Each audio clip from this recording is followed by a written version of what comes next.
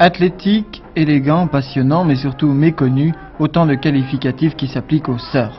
Un sport qui connaît pourtant lui aussi ses grands moments. Et ce fut le cas samedi et dimanche à Seignos, où 75 concurrents disputaient le championnat de France 1973.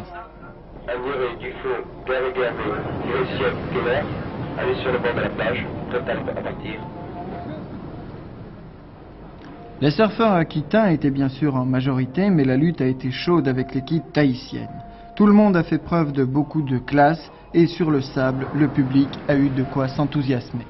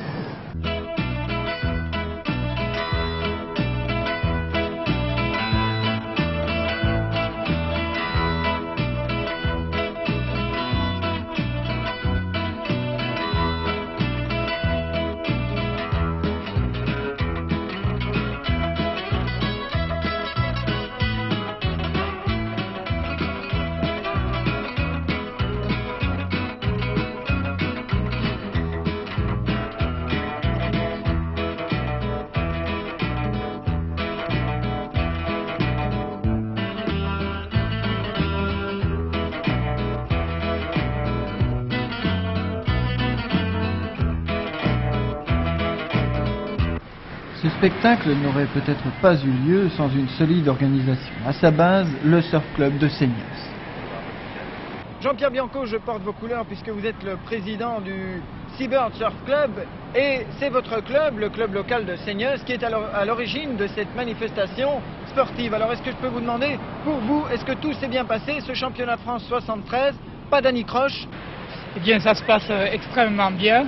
On peut dire qu'on a eu toutes les meilleures conditions remplies, c'est-à-dire qu'il a fait très beau. Il y a eu un vent favorable, parce que vous savez que pour avoir de bonnes vagues, il faut avoir du vent d'est, du vent de terre. On a eu de très bonnes vagues et on a eu une participation très importante, un public nombreux. Est-ce que je peux demander à Jacques Fagalde, qui lui est le président de la Fédération française de surfing, ce qu'il pense de l'organisation de ces championnats de France? Eh bien, l'organisation a été merveilleuse, sans aucune anicroche, grâce au patronage de la ville de Seignos et au concours de celle d'Ossegor, nous avons pu mener à bien ces championnats, également très aidés par le club local qui a pris une très grande part de l'organisation à sa charge. Oui, d'ailleurs, je crois qu'il faut dire qu'ici à Seignos, il n'y a pas trop de problèmes pour le surf. Les conditions sont en général bonnes. Oui, c'est exact. Ici, nous avons très souvent d'excellentes conditions de surf, c'est-à-dire de très bonnes vagues.